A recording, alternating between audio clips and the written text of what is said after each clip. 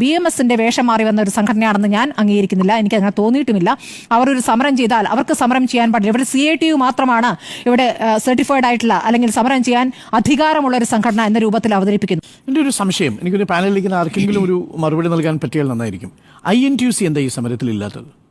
പ്രതിപക്ഷ നേതാവും കോൺഗ്രസും സമരത്തിന് പിന്തുണ പ്രഖ്യാപിക്കുമ്പോൾ കോൺഗ്രസിന്റെ ട്രേഡ് യൂണിയൻ സംഘടനയായ INTUCക്ക് ഈ സമരത്തെക്കുറിച്ചുള്ള അഭിപ്രായം എന്താ സ്മൃതി? എനിക്കറിയില്ല. ഒറ്റ വാചകം ഞാനത് വായിക്കാം.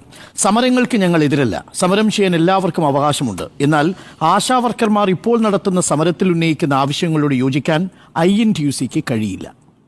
INTUCയുടെ ഏത് നേതാവാണ് പറഞ്ഞത്? ചന്ദ്രശേഖർ. ചന്ദ്രശേഖർ എപ്പോഴും എടുക്കുന്ന നിലപാടുകൾ നമ്മുടെ മുന്നിലുണ്ട്. INTUC അവിടെയാണ് പ്രശ്നം. INTUCക്ക് ബോധ്യമാവാത്ത, CITUവിന് ബോധ്യമാവാത്ത ഒരു സമരം എന്ന നിലയിൽ തന്നെയാണ് ഞാനിതിനെ കാണുന്നത്. കൃത്യമായിട്ട് പറയാണ്. അല്ല INTUC കോൺഗ്രസിന്റെ പോഷക സംഘടന അല്ല.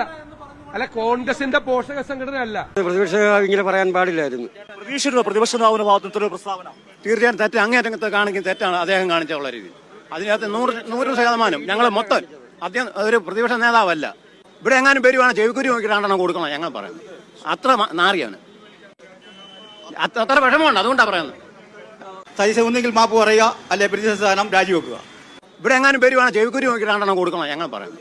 അത്ര നാറിയാണ്.